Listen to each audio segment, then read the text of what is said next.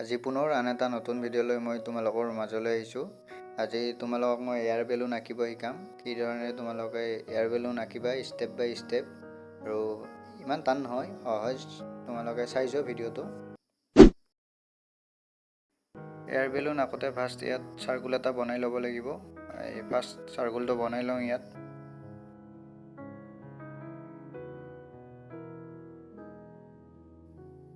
এতিয়া ইয়াত চাৰ্কুলটো বনোৱাৰ পিছত তোমালোকে হেৰি কৰিবা, ইয়াৰ মাজেৰে এডাল চিধাকৈ লাইন টানি দিবা। এতিয়া এইখিনি হোৱাৰ পিছত এতিয়া চাবা কি ধৰণে আঁকো।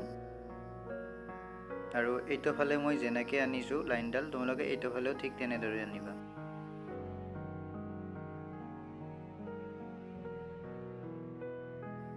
এইখিনি অঁকাৰ পিছত এতিয়া তোমালোকে কিছুমান অলাগতিয়াল লাইন যিবোৰ আছে এইবোৰ তোমালোকে ৰাবাৰেৰে মুচি দিবা।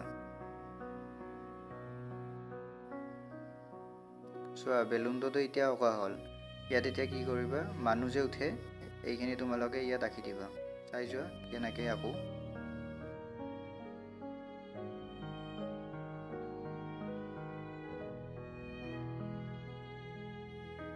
এতিয়া বেলুনটোত অকণমান মই ডিজাইন দি দিম, খাই কৰি। তোমালোকে চোৱা কি ধৰণে দিওঁ।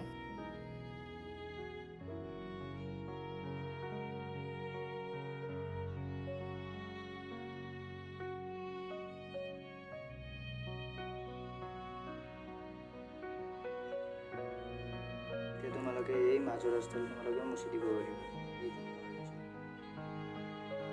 এতিয়া ইয়াত মই স্কাই বনাই দিম, চোৱা।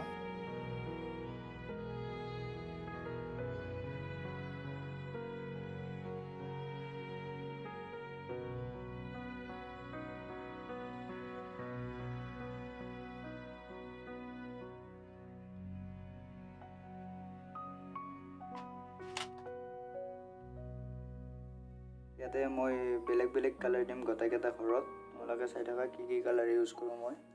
ইয়াতে ফাৰ্ষ্ট মই মিডিয়াম য়েল্ল'টো কৰিম।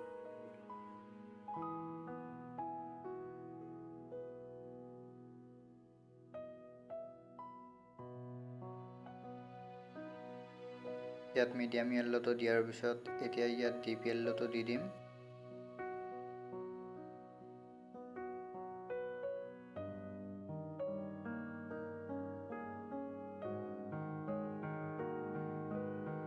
এইটো হোৱাৰ পিছত ইয়াত অৰেঞ্জ কালাৰ দি দিম। এতিয়া এই অৰেঞ্জ কালাৰটো দিয়াৰ আগতে ইয়াত ফাৰ্ষ্ট ডিপ য়েল্ল'টো কৰি ল'ম।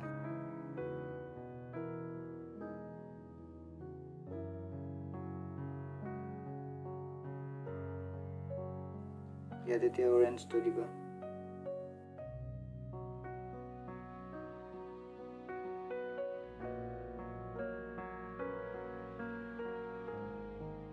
অৰেঞ্জ কালাৰটো ডাৰ্ক কৰাৰ কাৰণে মই ইয়াত ভাৰ্মিলিয়ন হিউটোৰে অকণমান ডাৰ্ক কৰি দিম।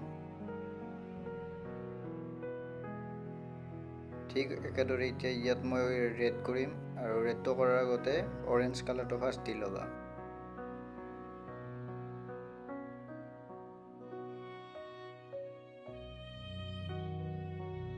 এতিয়া ৰেডটো দিবা।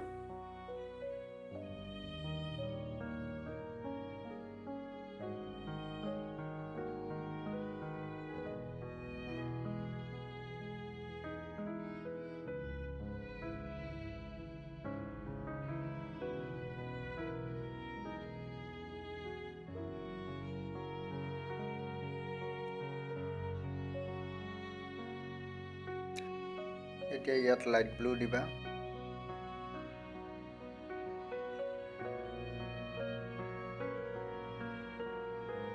লাইট ব্লুটো দিয়া হ'লে ইয়াৰ ওপৰত কেৰোলিয়ান ব্লুটো দিবা।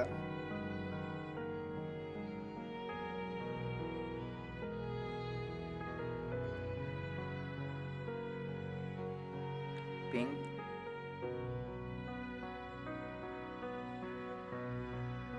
এতিয়া পিংক কালাৰটো দিয়া হ'লে ইয়াৰ ওপৰত ডাৰ্ক ভায়োলেটটো দি দিবা।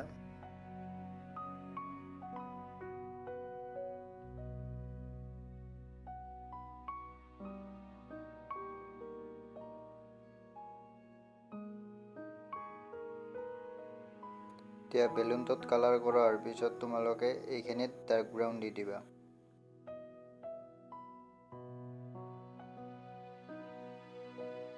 Dark violet. এতিয়া ইয়াত ফাৰ্ষ্ট ডিপ য়েল্লোটো দি দিবা।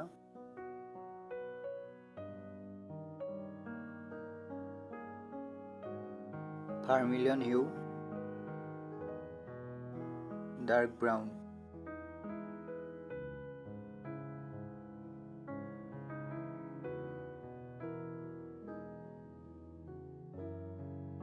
ইয়াত অৰেঞ্জটো দি দিবা।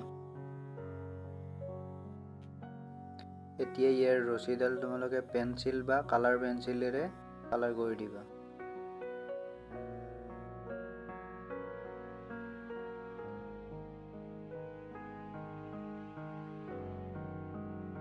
এতিয়া ইয়াৰ এয়াৰ বেলুনটো কালাৰ কৰা হোৱাৰ পিছত স্কাইবোৰত তোমালোকে লাইট ব্লুটো দি দিবা।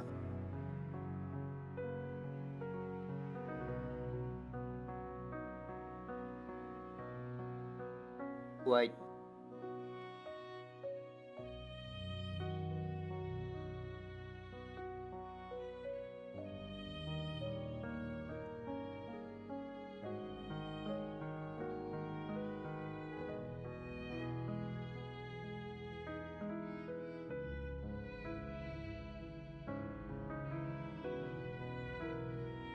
যিদৰে কৰিছা বাকীকেইটাও ঠিক সেইদৰে কৰিবা।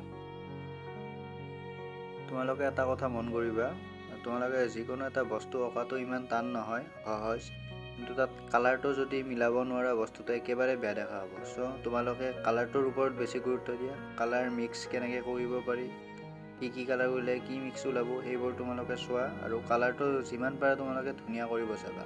তেতিয়াহে বস্তু এটা তোমাৰ ফুটি উঠিব বা চকুত লগা হ'ব। প্ৰেক্টিছ কৰা তোমালোকে। এয়া মোৰ বেলুনত কালাৰ কৰা হৈ গ'ল। তোমালোকে ভিডিঅ'টো ভাল পালে লাইক কৰিবা, কমেণ্ট কৰিবা আৰু লগ বন্ধুৰ সৈতে শ্বেয়াৰ কৰি দিবা। আৰু যিসকলে এতিয়াও মোৰ চেনেলটো ছাবস্ক্ৰাইব কৰা নাই, তো ছাবস্ক্ৰাইব কৰি লওক যাতে আগলৈ ভিডিঅ'সমূহ মোৰ পাই থাকে এনেধৰণে।